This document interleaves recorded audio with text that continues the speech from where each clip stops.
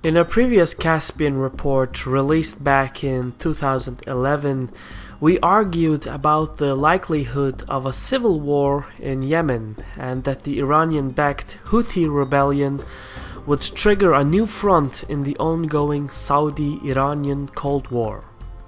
The other fronts being Syria, Lebanon, and Iraq. Now that Yemen is once again on the brink of civil war and facing a Shia-led uprising in the north and an Al-Qaeda-led uprising in the south, all the while being bombed by neighboring Arab states, let's take a step back and look at the origins of the current crisis. Welcome to Caspian Report by me, Shirvan. Yemen has always had an unstable form of government, but ever since the start of the Arab Spring, the situation became more violent than ever before. The origins of the current crisis go back to 2011 when a massive protest movement in the capital of Sana'a demanded an end to the country's political elite. Like most Arab Spring uprisings, it started with good intentions to reform, to enforce law, to root out corruption, and like most Arab Spring uprisings, the exact opposite unfolded. When Yemeni citizens took to the streets, a dispute ignited between the former President Ali Abdullah Saleh and General Ali Mohsen Al Ahmar. To be more exact, there was already a long dispute between the two. Basically, Saleh wanted to install his son Ahmed Ali Saleh as the supreme military leader in the country at the cost of Al Ahmar. So this dispute goes back years and years. But the 2011 uprising marked a point of no return. Both factions mobilized their forces, and this led to an internal war within the government of Yemen. The country's military was divided in two factions, and over time this division crippled the effectiveness of the military. At the backdrop of the political intrigue, the Al-Houthi movement, led by Abdul Malik Al-Houthi and his tribesmen, spread throughout the tribal regions of the country, especially in the Shia-majority regions in the north. The divided Yemenite military perceived the Al-Houthi rebellion as a nuisance and for the most part just ignored it. In essence, the pro-Saleh and pro-Al-Ahmar forces confronted each other rather than the rebels. This paved the way for Iran to enter the game, since the Al-Houthi movement was a Shia-related rebellion, and because Yemen bordered Saudi Arabia. It was a geopolitical opportunity for Iran to open a fourth front in the ongoing Saudi-Iranian Cold War that is ravaging throughout the region. Since both Iran and Saudi Arabia don't want to openly engage each other in a military campaign, they use proxy groups and third countries as their platform for conflict. So what happened next was that Iran deployed naval vessels in the Gulf of Aden under the pretext of combating piracy, but in reality it was to support the Al-Houthi movement with weapons, financial aid, and military advisors. As a response, Saudi Arabia started airstrikes against the Al-Houthi movement near the border of the countries. Back in the capital Sana'a, President Saleh and General Al-Ahmar were still at it. Both sides tried to manipulate the people's uprising in their favor.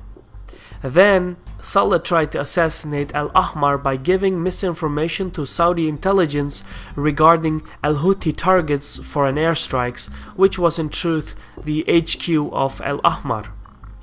Al-Ahmar responded by declaring support for the Yemenite uprising and promising the protection of civilians during the protests. The country was on the brink of an all-out civil war. So what happened next was that Saudi Arabia, under the pretext of the Gulf Cooperation Council, stepped in and mediated an agreement between the two factions. Now, Saudi Arabia wasn't concerned about Yemen as much as it was concerned about the spread of pro-Iranian proxies, and thus Riyadh needed a stable government in Sana'a. So the Saudis arranged an agreement that would ensure the resignation of President Saleh from office, but at the last minute, Saleh refused to sign the agreement. This led to renewed protests throughout the country, and shortly after, in June 2011, multiple C4 charges were ignited in a mosque where the president and major members of his government were praying. 4 of his bodyguards died, and Saleh suffered from burns on about 40% of his body, but he survived. Due to Saleh's severe injuries, Vice President Abdurrabbu Mansour Hadi was appointed acting president. Several months later, in November 2011, Saleh signed the Saudi agreement, which he had previously refused to do so. The agreement was that Saleh was to step down in favor of the vice president. In early 2012, Hadi assumed the office of presidency of Yemen, and by the end of the year, he relieved General Al-Ahmar from his military position. President Hadi was immediately engaged in his attempt to stabilize the country and restore order. He started to reorganize the military and the government, but in doing so, it created a lot of confusion and anarchy. By this time, the Shia-based Al Houthi tribal uprising had spread and transformed itself in a unified tribal militia under the leadership of Abdul Malik Al Houthi. This was mostly accomplished thanks to the Iranian weapons and military advisors. But at the same time, the Al-Qaeda in the Arabian Peninsula took advantage of the anarchy that reigned throughout the country and intensified their own operations. Within a short span of time, the Al-Qaeda faction controlled vast territories in the south of the country. So in early 2013, the situation in Yemen was as following. Al-Houthi rebels controlled the territories in north of the country, whilst Al-Qaeda controlled the territories in the south. And President Hadi's efforts to reorganize the military led to disputes within the armed forces and the resumption of an internal political conflict. Once more, the military was divided and the generals were mostly fighting amongst themselves. President Hadi, realizing how divided the country was along sectarian and political lines, opted for a new system. The idea was to reorganize the country into a federal government of 6 provinces and thus ensuring a balance of power among the various factions. But in a resource and capital-poor country as Yemen, every tribe argued for greater autonomy and for more resources and revenues, so establishing a proper balance became extremely difficult. But the biggest obstacle to this new system was that the Al-Houthi movement, who represented the Shia community, which made up approximately 35 to 40% of the population of Yemen, the Al-Houthi movement didn't want to become just one of the 6 provinces, since they represented such a large portion of the Yemenite society. Abdul Malik argued that his faction was entitled to more power within the new governmental system, and since the talks were going nowhere, the rebels decided to take what is theirs by force. So in July 2014, the Al-Houthi rebels stepped up their military campaign against the government, and since the Yemenite military was divided and stretched thinly throughout the country and fighting Al-Qaeda in the south, there was really nothing to stop the Al-Houthis from sieging the capital, and that is exactly what happened a month later in August 2014. President Hadi tried to delay the siege by transferring his limited military forces to the capital and thus abandoning the southern countryside to the Al-Qaeda troops. By exploiting the absence of the military, Al-Qaeda made vast territorial gains in southern Yemen in a very short span of time.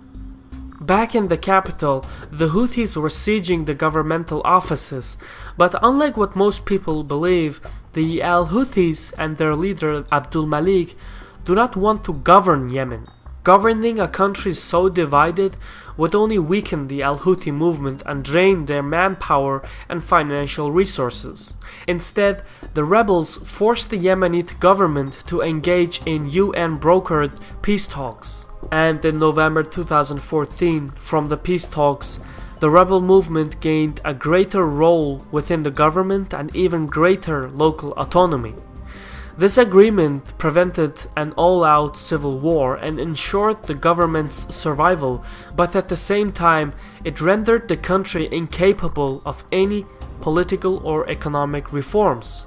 Despite the agreement, President Hadi was still determined to prevent the rise of a single dominated faction within the new federal system and thus put forth the country's chief of staff, Ahmad Awad bin Mubarak, as a candidate for prime minister. The Al Houthi faction rejected the candidacy of Mubarak due to his close links to the president Hadi, and so in January 2015, Mubarak was kidnapped, and the Al Houthi rebels opposed the new charter of the constitution and wanted a man of their choosing to assume the office of prime minister. Later that month, President Hadi and his cabinet finally gave up and resigned. The Al Houthi rebels stormed the presidential palace and placed former President Hadi under house arrest, but in the month of February, Hadi escaped to the port town of Aden in the south of the country, and from there fled to Saudi Arabia. Presumably, he arranged a deal with the Saudi leadership. Right now, the situation with Yemen and the Al Houthi somewhat resembles the situation with Lebanon and Hezbollah. Basically, it's a pro-Iranian faction that dominates a divided and federalized government. Alarmed by the similarities with Lebanon and Hezbollah, Saudi Arabia, in support of Hadi, launched Operation Decisive Storm, in which the Saudi leadership aims to cripple the Al Houthi rebellion and limit any kind of Iranian influence in the Arabian Peninsula. The purpose behind the airstrikes is not to destroy the rebels. The movement has already too much influence in the country. Rather, the airstrikes are meant to force Abdul Malik to return to the peace talks and make certain political concessions in the balance of power sharing within the new federal system. But the longer the airstrikes continue and the more diplomatic isolated the rebels get, the stronger the relations get between the Al Houthis and Iran. And at the same time, the longer the airstrikes continue, the stronger and more influential Al Qaeda gets in the country. In many ways, it's Syria all over. So what started out as a family dispute changed into a political conflict for power amongst the elite of the country, which in the long term divided the military and ensured the rise of Al Qaeda in the south and the Al Houthi in the north. And as the years went by, the conflict grew into a geopolitical front between Iran and Saudi Arabia. This was a Caspian Report by me, Shirvan. Thank you for watching, take care, and Saul.